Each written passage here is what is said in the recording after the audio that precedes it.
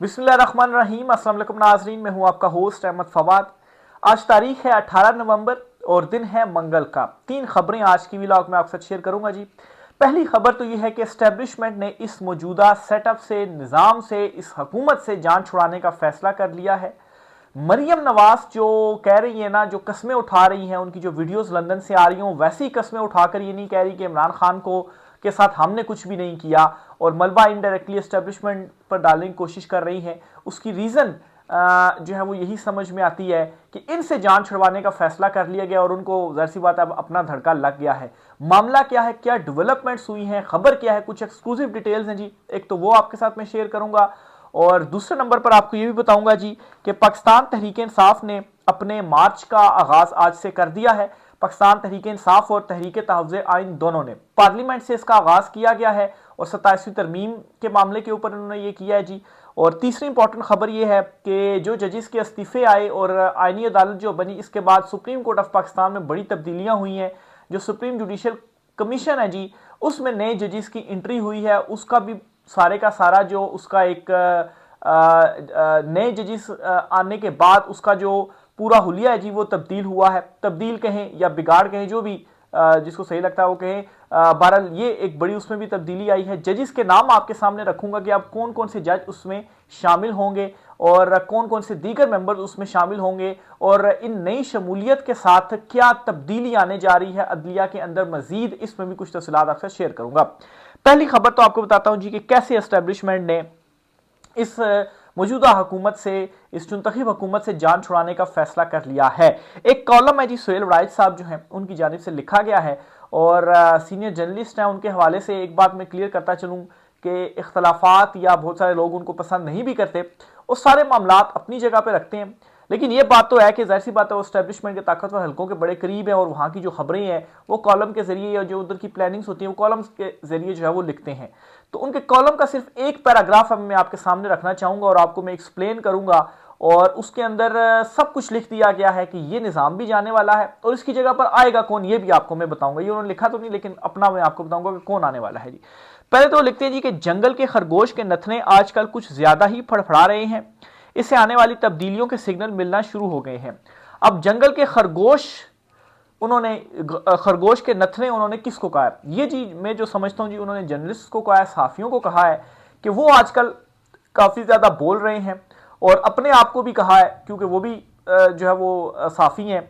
तो खुद को ये कह रहे हैं जी कि हम काफी फड़फड़ा रहे हैं, बोल रहे हैं क्योंकि तब्दीलियों के सिग्नल हमें मिलना शुरू हो गए हैं। और जाहिर सी बात है उन्होंने ये कॉलम भी लिख दिया है तो इस वजह से भी खुद से तशबीह दी गई होगी उनकी तरफ से कि भी मैं भी बोल रहा हूं और मैं बोल भी चुका हूं निज़ाम की तब्दीली का।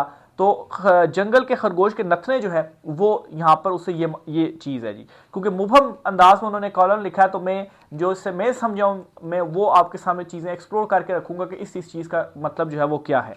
आगे इंपॉर्टेंट लाइन है जी, वो कहते हैं कि ये तो फिलहाल तय है कि बब्बर शेर ही जंगल को चलाएंगे। यानी कि जो मौजूदा ताकतवर हैं, जो आप देखें 27वीं तरमीम भी हुई, इस्तिस्ना भी ले लिया क्या, तो मौजूदा जो बब्बर शेर है ना, वही उन्होंने मौजूदा ताकतवर शख्स को उन्होंने बब्बर शेर से तशबीह दी और कहा जी कि वही निज़ाम को चलाएंगे। मगर वो जंगल के पुराने और बोसीदा निज़ाम से अपसेट हैं और समझते हैं कि जंगल की खुशहाली और तरक्की में ये बोसीदा निज़ाम ही हायल है। अब ये वो लाइन है जी निज़ाम की तब्दीली का, उन्होंने बता दिया कि जो ये पुराना और बोसीदा निज़ाम चल रहा है इससे वो अपसेट है और समझते हैं कि जो तरक्की नहीं हो रही ये बोसीदा निज़ाम उसकी वजह है। और इस बोसीदा निज़ाम में कौन है? ये मुंतखब हुकूमत है जी, ये शरीफ और जरदारी हैं जी, जो कि अपने अपने इस वक्त ज़ाहिर कमाइयाँ कर रहे हैं और इनसे भी जान छुड़वानी है, नहीं तो आगे नहीं बढ़ पाएंगे।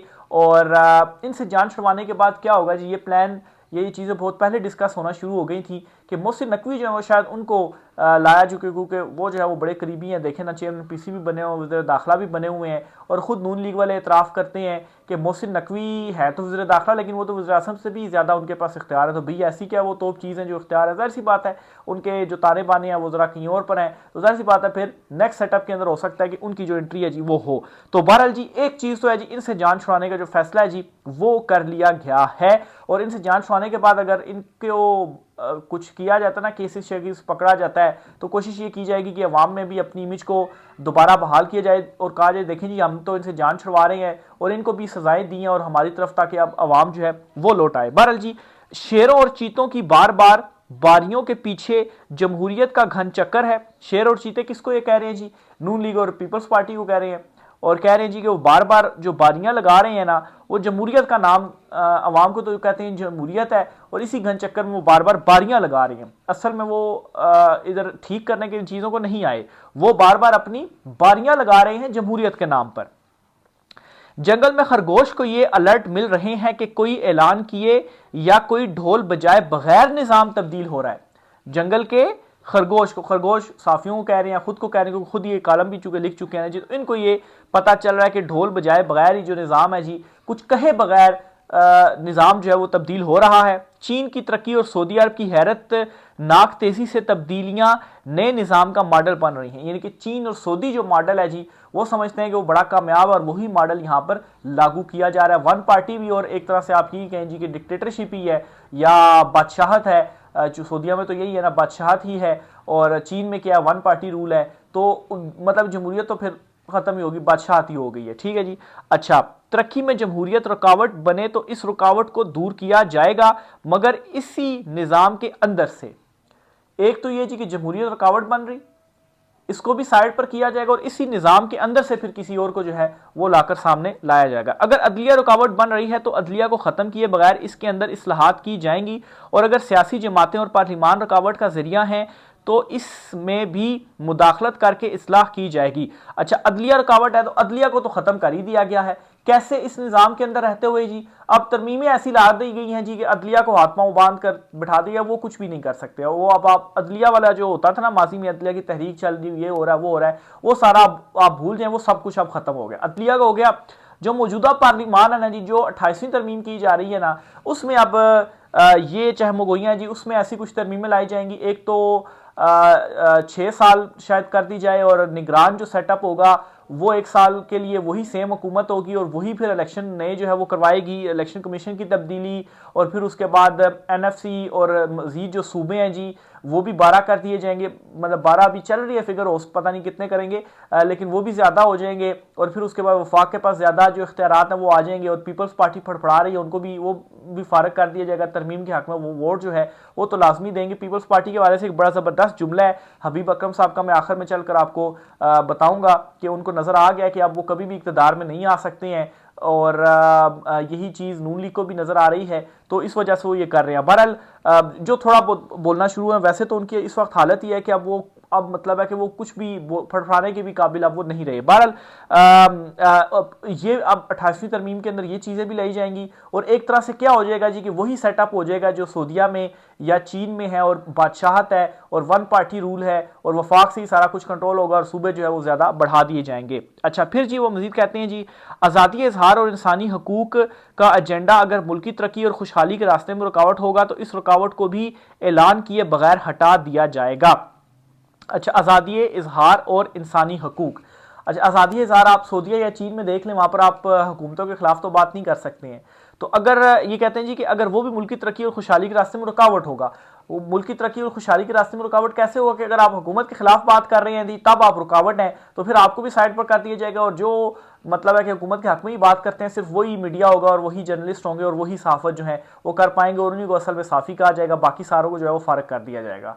तो आज़ादी इजहार और इंसानी हकूक़ जो है वो, अगर हुकूमत के खिलाफ आप कुछ करेंगे तो आपके कोई इंसानी हकूक़ नहीं होंगे। अगर आप हुकूमत के हक में ही हैं तो फिर जो है वो आपको सारा कुछ जो है वो मिलेगा। तो ये नेक्स्ट जो चीज़ें हैं जी वो होने जा रही हैं, ये प्रिडिक्ट वो कर रही हैं जी। अच्छा, फिर से जी आगे लिखते हैं कि अगर हदफ के असूल में कोई निज़ाम, जमहूरियत, अदलिया, पार्लिमान, मीडिया या सियासतदान हायल होते हैं तो इनकी ताकत व तकद्दुस की वजह से इन्हें छूट नहीं दी जाएगी। अच्छा, अब ये जो उन्होंने कहा है जी कि कोई सियासतदान या दीगर के नाम लेके हायल होते हैं तो इनकी ताकत व तकद्दुस की वजह से, अब ये मैं समझता हूँ कि इमरान खान साहब की तरफ इशारा है कि वो चूँकि इस वक्त मकबूल है, अवाम उनके साथ खड़ी हुई है, लेकिन मौजूदा जो हैं जी वो वहाँ पर भी कोई जो छूट है जी वो नहीं मिलेगी, यानी कि इमरान खान साहब के ऊपर मजीद जो सख्तियाँ जी वो बढ़ाई जाएंगी। तो अब ये एक नया वो मामला आ रहा है जी कि इनसे तो नहीं चल रहा, अब सब कुछ हम अपने हाथ में ले लें और हम खुद चला लें, लेकिन ये काम भी करके देख लें। इमरान खान बैठे हुए हैं जेल में, वो डटे हुए हैं, ये चीज़ करेंगे ना, नया सेटअप भी लाएंगे, इनसे तब भी सिस्टम नहीं चलेगा, तब भी ये निज़ाम नहीं चलेगा। और खामोशी से ये खामोशी से सारी चीज़ें करेंगे ना, तो ये जो ब्लास्ट होना है ना सिस्टम ने, वो भी बड़ी खामोशी के साथ ही होगा। मैं तो समझता हूँ कि एक तरह से ये चीज़ें अच्छी भी हो जाएंगी, क्योंकि आप फॉर एग्जांपल अगर ये सारा कुछ कर लेते हैं, ठीक है, सदारती निज़ाम हो जाता है, वन पार्टी रूल हो जाता है, और उस टाइम सिस्टम ब्लास्ट होता है और इमरान खान साहब बाहर आ जाते हैं, आइनो कानून सारी चीज़ें यही रहती हैं, और आप समझिए कि इस सेटअप के ऊपर अगर इमरान खान साहब बैठ जाते हैं तो और इमरान खान साहब वन पार्टी रूल हो, तो वो फिर खैर वैसे इस टाइम अगर अवामी मकबूलियत के हवाले से देखा जाए तो नून लीग पीपल्स पार्टी तो वैसे ही खत्म हो चुकी हुई ना। अगर ये सब कुछ ना भी हो और इमरान खान साहब आ जाए तब भी वन पार्टी रूल ही होना, वो भी इमरान खान ही है। लेकिन ये मतलब है कि वो कहते हैं ना कि आप दूसरों के जो गड्ढा खोदते हैं ना, वो उसमें अक्सर आप ही जाकर गिरते हैं, तो ये जो गड्ढा खोद रहे हैं ना, इसमें ये खुद ही जाकर गिरेंगे। अच्छा, इसी तरह से जी, और ये जो तरमीमें और अदलिया के साथ जो कुछ किया ना, कल ये खुद ही फड़फड़ाएंगे कि ये अदलिया आज़ाद जजेस नहीं है, ये नहीं है, वो नहीं है। अच्छा, मजीद ये जी लिखते हैं कि अच्छा, ये इनका टोटल जो है वो एक पैराग्राफ था इंपॉर्टेंट, जो मैं आपसे शेयर करना चाह रहा था। इस पर जी एक जर्नलिस्ट है सईद बलोच साहब, उन्होंने बड़ी अच्छी ट्वीट की है इस पर। वो कहते हैं, एक ओहद पे ही बयान में जो चीज़ें रास्ते से हटाने की बात की गई हैं वो सारी अहम आइनी जुज हैं, यानी हमारी इस्टेब्लिशमेंट अनकरीब आइन को उठाकर साइड पर रख सकती है और इसके बाद अपनी मनमर्जी से फैसले करने के लिए आज़ाद होगी। आइन एस्टेब्लिशमेंट के लिए रद्दी का टुकड़ा है। ये बात खुलकर आवाम तक पहुंचा दी गई है ताकि कल को कोई गलत फहमी में ना रहे कि एस्टेब्लिशमेंट जो करने लगी है या आगे करेगी वो आइन की हदूद से बाहर की कोई चीज़ है। नून लीग और पीपल्स पार्टी भी अपने बारे में जल्द फैसला कर लें तो ज़्यादा बेहतर होगा। तो ये भी यहाँ पर नून लीग और पीपल्स पार्टी को खबरदार जो है वो कर रहे हैं।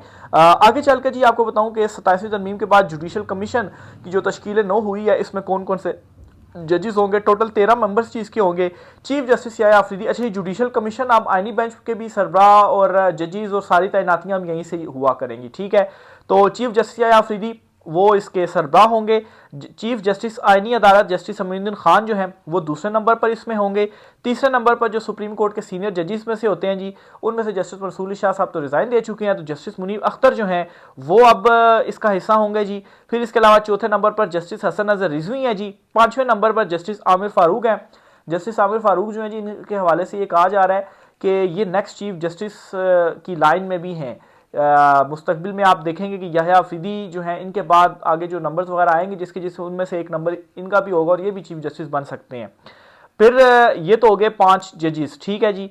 और फिर इसके बाद छठे नंबर पर वज़ीर कानून होंगे जी, जो कि इस वक्त आज़म नज़ीर तारड़ हैं। 7वें नंबर पर अटॉर्नी जनरल हैं जी, मंसूर उस्मान अवान है इस वक्त।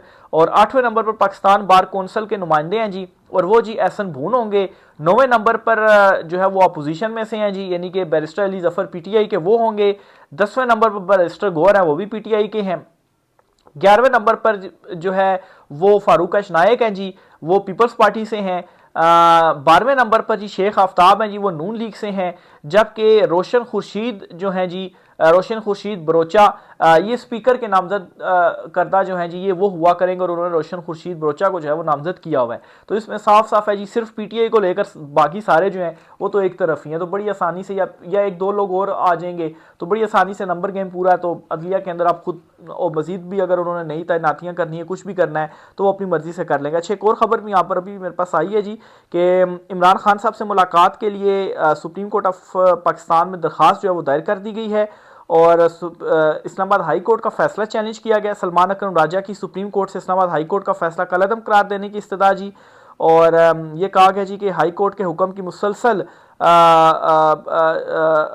अदूली जो है वो की जा रही है। अदालती हुक्म के बावजूद इमरान खान साहब से मुलाकात नहीं करवाई जा रही। इस्लामाबाद हाई कोर्ट ने तौहीन अदालत दरख्वास्त पर हुक्म के खिलाफ कार्रवाई नहीं की। तो ये जी बुनियादी तौर पर दरख्वास्त है कि हमने हाई कोर्ट में दरख्वास्त दी, उन्होंने इजाज़त दी, लेकिन उस इजाज़त के बावजूद हमारी मुलाकात नहीं करवाई जा रही। हम तौहीन अदालत में आए लेकिन तौहीन अदालत पर भी हाई कोर्ट कार्रवाई नहीं कर रही। तो अब हम सुप्रीम कोर्ट में आ रहे हैं जी कि हाई कोर्ट के फैसले को ख़त्म करें और जो कार्रवाई है जी तौहीन अदालत की वो उनके खिलाफ करें और हमारी इमरान खान साहब से जो मुलाकात है जी वो करवाई जाए। बहरहाल अदालतों में दरखास्तें दी जा रही हैं, कानूनी महाज के ऊपर जो जंग है जी वो लड़ी जा रही है।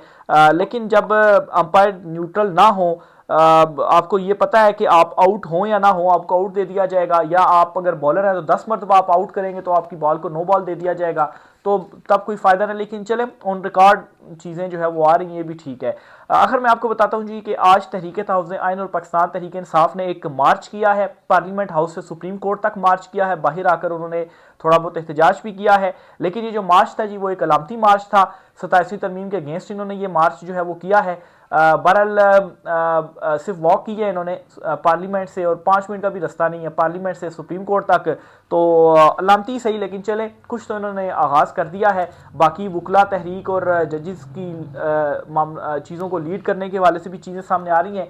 देखें इस पर मजीद क्या डेवलपमेंट्स होती हैं। आहिस्ता आहिस्ता एक चीज़ तो सामने आ रही है, मार्च भी आज सामने आ गया है। ये मजीद अब सुहेल अफरीदी साहब क्या करते हैं, इस्लामाबाद का रुख करते हैं नहीं करते हैं, जो भी चीज़ें होंगी आपसे शेयर करते रहेंगे। राय का सार कीजिएगा। आज की व्लॉग से इतना ही, इजाज़त दीजिए, अल्लाह हाफिज़।